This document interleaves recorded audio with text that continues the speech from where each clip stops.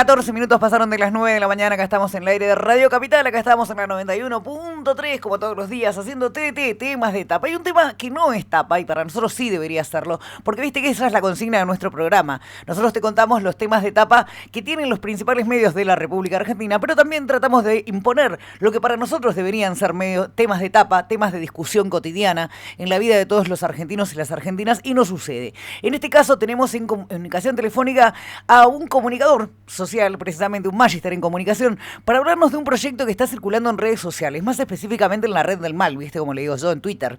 Hay un proyecto que se llama Proyecto Anti-Fake News y lo trae de la mano su creador, su autor, Mauro Bricio, que es magíster en comunicación. Hola Mauro, ¿cómo estás? Bienvenido. Vero Sarasola es mi nombre. Hola Vero, buenos días, ¿cómo estás? Bueno, gracias por atendernos. No, gracias a vos. ¿Sabes qué? Estaba leyendo yo en Twitter que yo le digo la red del mal, ¿viste? Porque es una red bastante violenta y de hecho generadora de odio compulsivo y masivo. Y estaba leyendo y te sigo en Twitter y me pareció súper interesante que también desde la comunicación empecemos a hablar de esto, ¿no? De los proyectos anti-fake news, de todas estas mentiras que circulan en las redes, porque viste que para mí, que también soy comunicadora, tener un micrófono es tener una gran responsabilidad a la hora de qué decimos y cómo lo decimos. ¿Cómo se te ocurrió? ¿De dónde nace esta idea del proyecto anti-fake news? Sí, tal cual, tal cual. Yo creo que los comunicadores tenemos una gran responsabilidad. De hecho, nosotros somos víctimas muchas veces de la difusión de noticias falsas.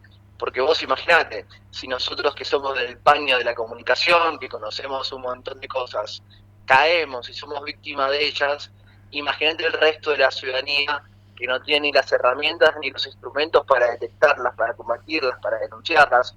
Entonces fue esto un poco la razón que me motivó desde lo personal, obviamente, y esto ya lo he contado en varias entrevistas y alguna vez en Twitter, cuando comenzó la pandemia, allá por marzo del 2020, me acuerdo que apenas se declara la ASPO, comienzan a llegarnos por WhatsApp un montón de videitos, noticias, audios, imágenes, que en el momento, obviamente en ese contexto de tanta angustia, incertidumbre, de tristeza, uno necesitaba verdades, certezas, para saber, bueno, por qué se había generado este COVID, de dónde había salido, cómo se curaba, cómo nos protegíamos, y en ese contexto, bueno, empezamos a creernos un montón de cosas que estaban circulando, y en esa búsqueda no solo lo creíamos, sino que muchos de nosotros contribuimos a la infodemia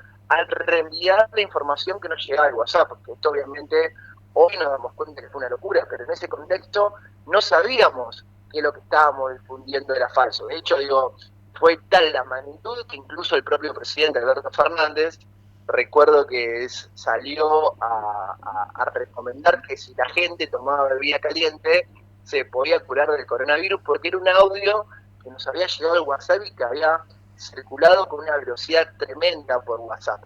Entonces, en ese contexto, nada, yo me lo comencé a creer, comencé a tener ataques de pánico, comencé a realmente a pasarla mal, comencé en terapia, y ahí fue cuando mi psicóloga me recomienda que apague la televisión, que deje leer los diarios, que saque todas las aplicaciones de redes sociales que yo tenía en el teléfono.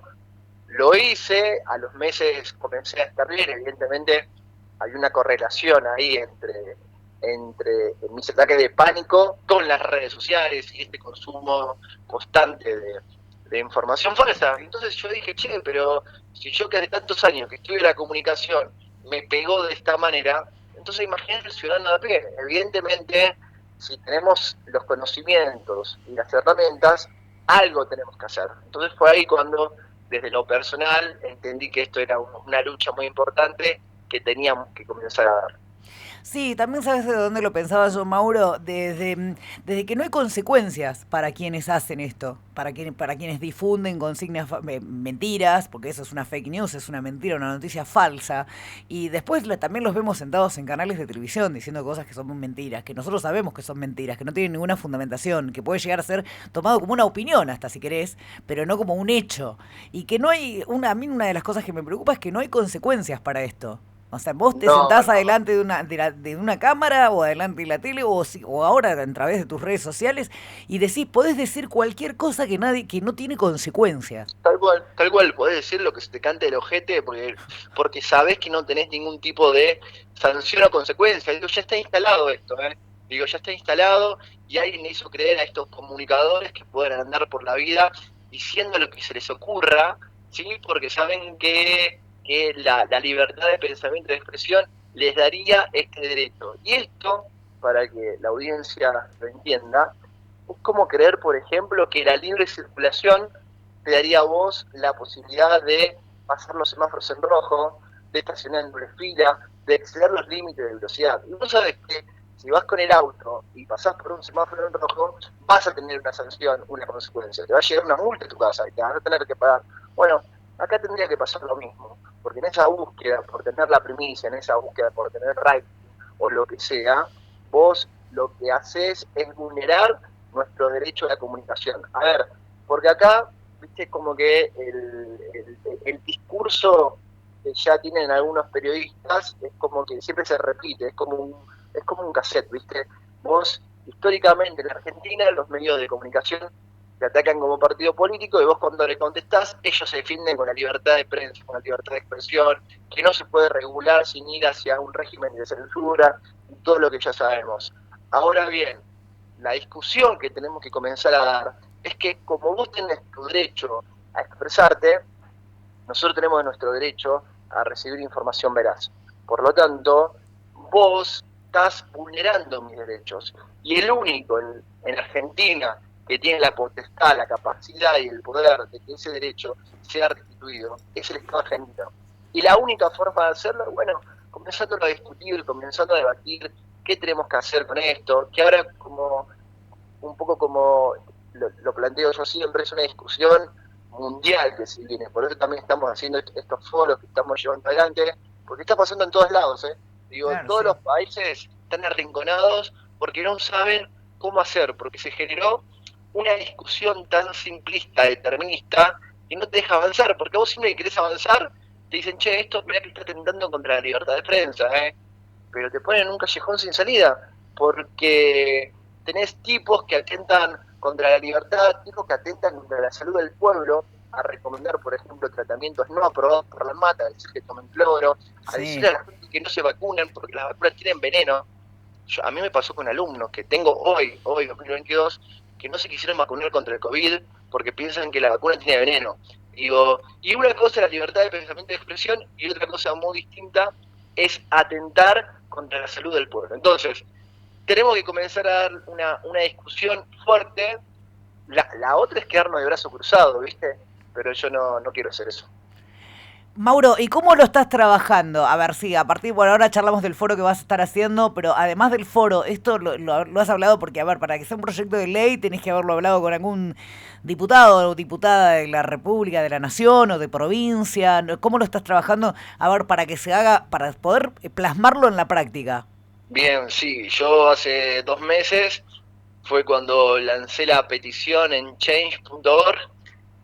Change.org, para que la gente sepa, no tiene ningún tipo de validez jurídica ni constitucional. Por más que yo llegue al medio millón de firmas en Change, esto no Sí. significa nada. Lo No, que sí no. nos sirve es como herramienta para conocer el pulso social que hay sobre una cuestión, o nos sirve sí para instalarlo con fuerza en la agenda política, en la agenda mediática. Y eso fue un poco lo que pasó a partir del ruido que se generó. Fue ahí cuando, bueno, me llamó y me invitó el gobernador de La Rioja, Ricardo Quintela, y bueno, él me está dando su apoyo, junto con todos sus diputados provinciales, nacionales. De hecho, ahora vamos a hacer una reunión con diputados del norte grande de la Argentina.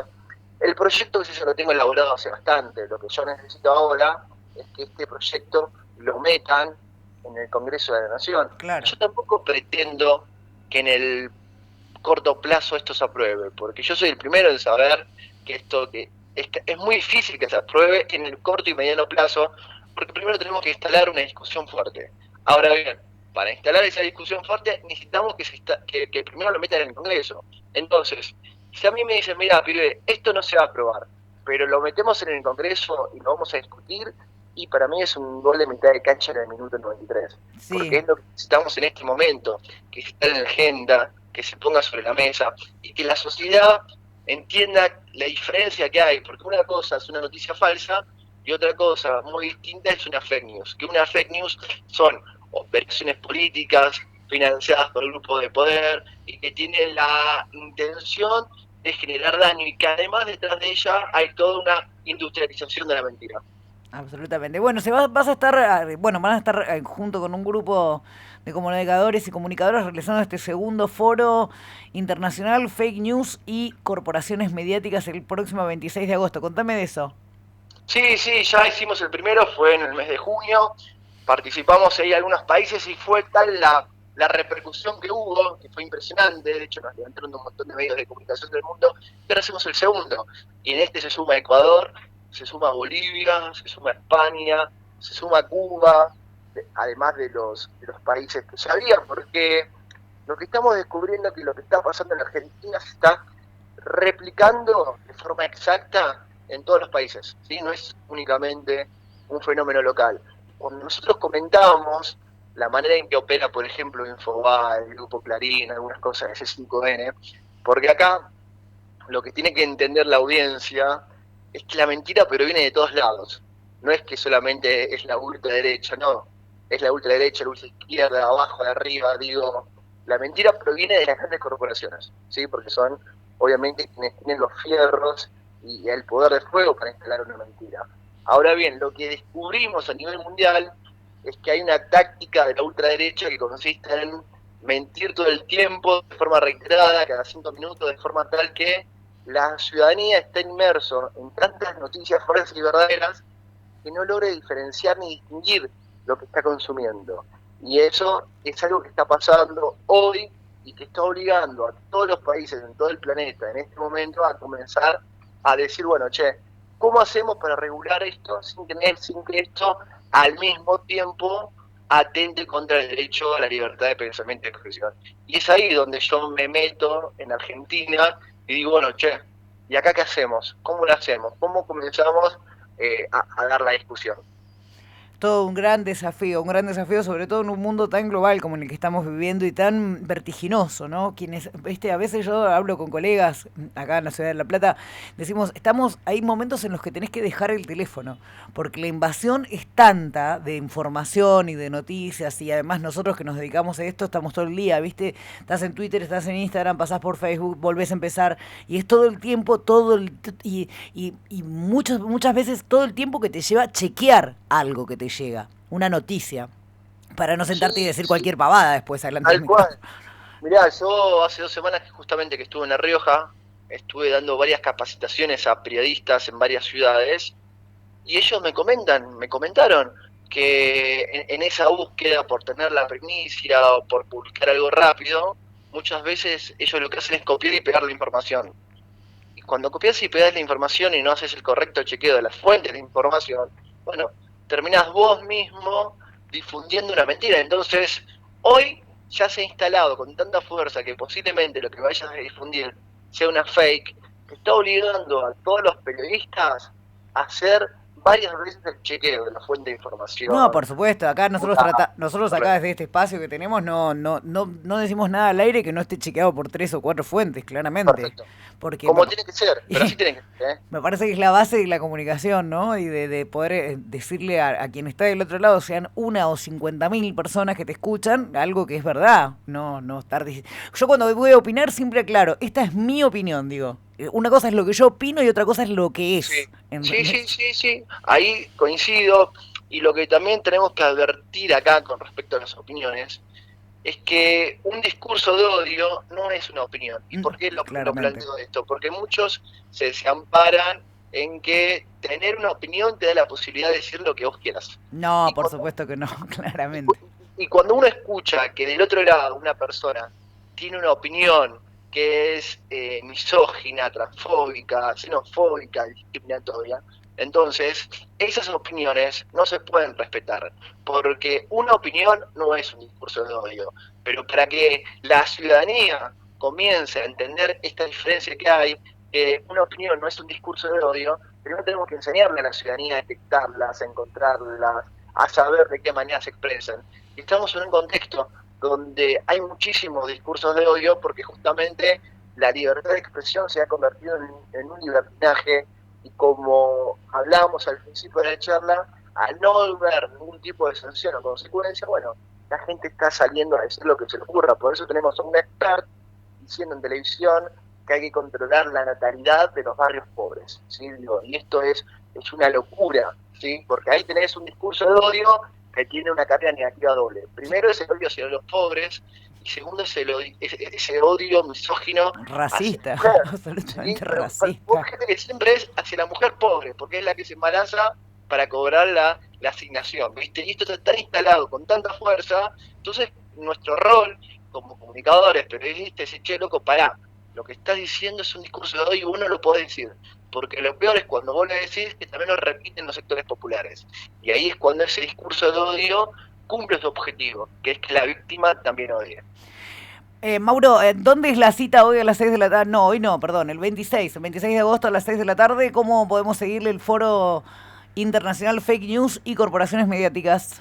Bien, simplemente se tienen que meter a Twitter. Ahora hay una posibilidad que da Twitter que se llama Twitter Space, que son salas de chat donde uno no solamente puede escuchar a los oradores, sino que además puede participar, puede hablar, digo, y son salas de chat que permiten hasta que la presencia de 1000 personas, que es un montonazo, Es ¿viste? un montón. Un montonazo. El último que hicimos participaron 300 personas al mismo tiempo. Ahora creemos que va a haber entre 500 y 600 porque hay más países. El próximo foro, que va a ser en noviembre, creemos que va a haber 20 países. Digo, cada vez esto lo vamos a hacer mucho más grande, ¿viste? Porque la discusión también en este caso es mundial. Pero bueno, volviendo a tu pregunta, simplemente me buscan a mí en Twitter, estoy como en @BriceMauro, y a partir de ahí, cuando salga el dibujito de que comenzó el Space, se meten y Se ahí nos meten. comienzan a escuchar a nosotros. Es bastante simple y sencillo. Mauro, ha sido un placer conocerte, charlar contigo un ratito sobre esto que nos ocupa y nos preocupa a todos y todas quienes vivimos en la Argentina y en el mundo también, porque como bien dijiste vos, esto es algo mundial y tiene cada vez más peso y es cada vez más grave.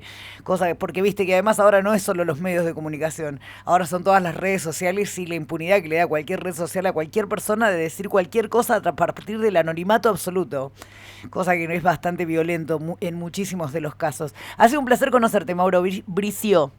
No, gracias a vos, Verónica. Siempre a disposición para lo que desees. Te mando un abrazo grande. Un abrazo grande para vos.